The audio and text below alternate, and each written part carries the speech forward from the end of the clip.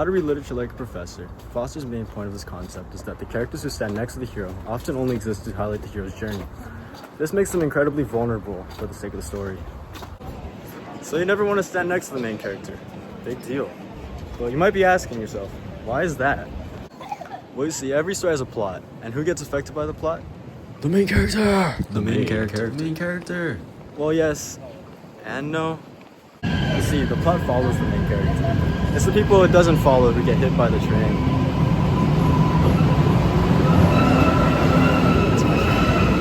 In other words, while the hero may develop and change along with the plot, that's what makes the story. The characters who contribute to the story, but don't quite get to develop, that's our focus for today.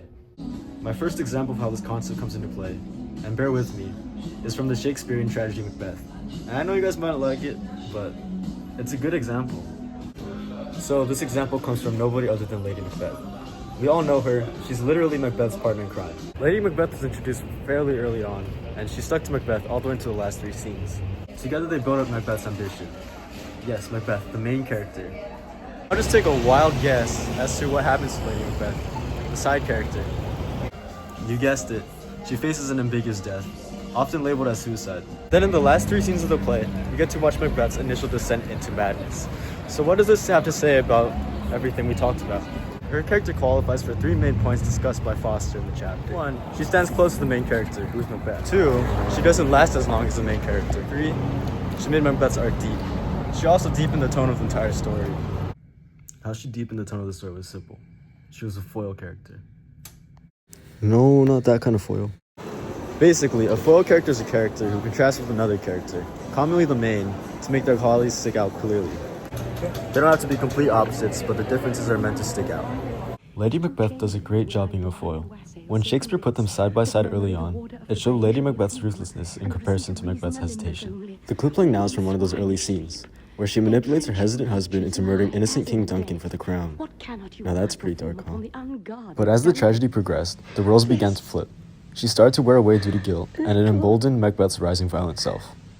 Moving forward, let's transition to the story we all know and love. Disney's The Lion King.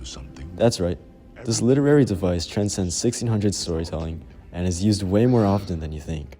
Here, Mufasa's the father figure, wise and protective, preparing Simba for his future of being the king in his shadow. He's literally standing right next to the hero. And watch this.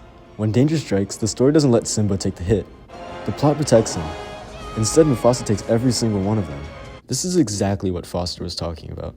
The characters who stand next to the hero get struck by the plot, just so the main character's journey can continue. Mufasa is also a foil, contrasting the antagonist Scar. His strength, loyalty, and wisdom make Scar's cruelty seem even more painful, highlighting a huge conflict within the story. And when Mufasa dies, the story completely shifts onto Simba. Guilty for being the cause of his father, the Lion King's death, he is motivated to become and grow to be a leader.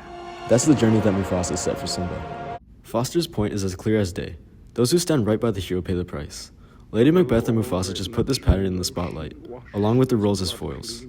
Both of them enhance the hero's journey and show the risks of standing too near. This raises 2 questions I'd like for you to discuss.